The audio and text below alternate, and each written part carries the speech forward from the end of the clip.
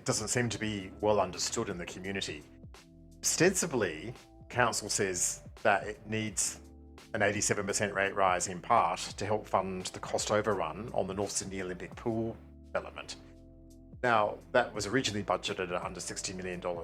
Right now, it's coming in at $122 million and counting. Look, it also says that money is needed for other purposes too. It says that there's a backlog of infrastructure projects that are required, that remediation is required on existing infrastructure that is in a poor condition. And it also has developed a 10-year program of works that was developed through consultation with residents in the lead up to this announcement of the rate rise. So there's a number of different things that they're looking for.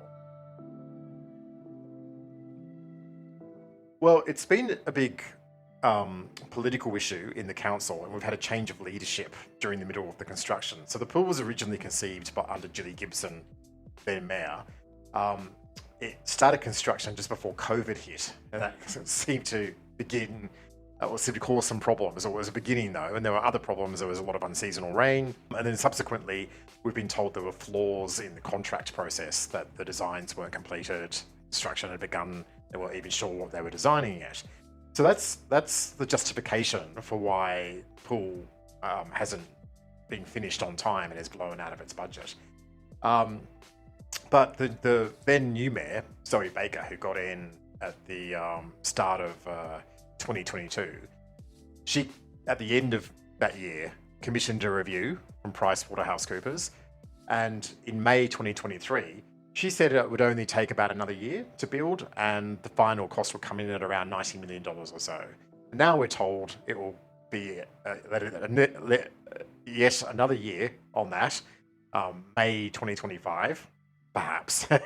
We're not sure about that yet, and at least 122 million. So even though the current mayor says that she took action to fix the problem with that PricewaterhouseCoopers report, the budget and the timeline has continued to blow out.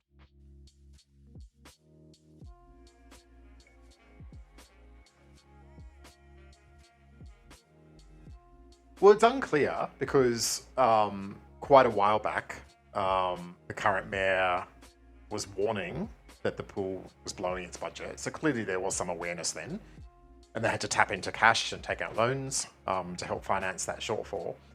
But as recently as June 30 last year, the council issued financial accounts that indicated that they were in a perfectly satisfactory financial condition. There were elections in the middle of September last year.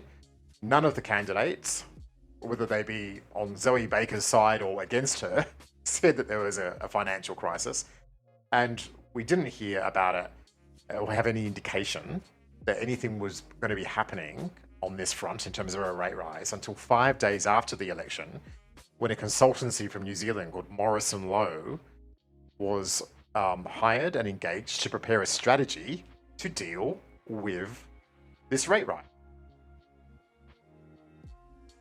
They had a couple of specific mechanisms they used to establish community opinion. The first one was a focus group, which they say was demographically selected, which was composed of 42 people. It turns out they were people who contributed to what I mentioned, its next 10-year consultation it held earlier in the year, which elicited ideas for new projects, and presumably may have been invested in some of the ideas they proposed, so possibly some selection bias there. It's a small group, and only one or two of them came from rather large suburbs like Cremorne and Neutral Bay, for example. The second aspect to the consultation was a questionnaire, which presented 4 different rate rise options, ranging from 65% through to, I think it was about 75%, then 87%, and a high option of 111%. The survey itself didn't present any other options. 65% was your minimum option. If you didn't like any of those 4 options, you couldn't complete the survey. So it elicited maybe a not entirely representative view of what people thought. What we do know is that only 5% of that sample picked so-called option 2A, which was the 87% rate rise they selected as being their choice to go with, We also know that it received 886 written submissions where people just expressed their opinion, not in answer to a question, but just what do you think, free form. For those 886 submissions, only 10 explicitly supported a high rate rise. So that was pretty much the sum total of the consultation, and it elicited a pretty resolute picture when people were asked about those rate rises. No, they didn't want them. The sample of 42 people actually preferred a rate rise over service cuts, but as I say, there are question marks over the validity of that sample.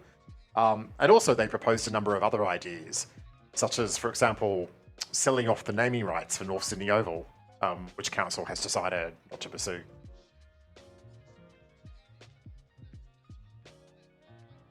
The estimates are, I've seen two estimates, but they're very close to each other. If you average them, around $550 million over 10 years. Of that $550 million, the mayor says about 27% will go to the pool, although that may well be based on a rather generous definition of what goes to the pool. It could include, for example, replenishing the cash reserves. It could also include things like provisioning for potential losses for the pool, that type of thing. The more skeptical estimation is that it will only about 10% of that 550 million will go to the pool, because half of the pool's cost has already been paid for in existing budgets or borrowed against, and the pool itself will generate revenue as it becomes a commercial proposition, and at some point will have an operating surplus. So you can't ignore the impact of the fact that it will be making its own positive contribution to budget. Okay, council hasn't actually voted for a binding rate rise. What it's done is vote for the right to make an application to a state government independent pricing and regulatory tribunal to assess the validity of the application. And every year around this time, this tribunal called IPART receives applications typically from maybe about 10 councils across the state in any given year. And they award, they approve some of the applications, they reject others, and sometimes they partially approve applications. So they're the three potential outcomes: that you might end up with no extraordinary rate rise, the full rate rise, or an in-between one. Now, what happens specifically is that in about a few weeks, they will open a submissions process, and any member of the public can submit to that. If you support the 87% rate rise, you can make your argument. If you oppose it, you can make your argument, and then they will assess the submissions and the council's application against a set of criteria, which look at things like, was the public adequately engaged and consulted on? Is there actually a real justification for this rate rise?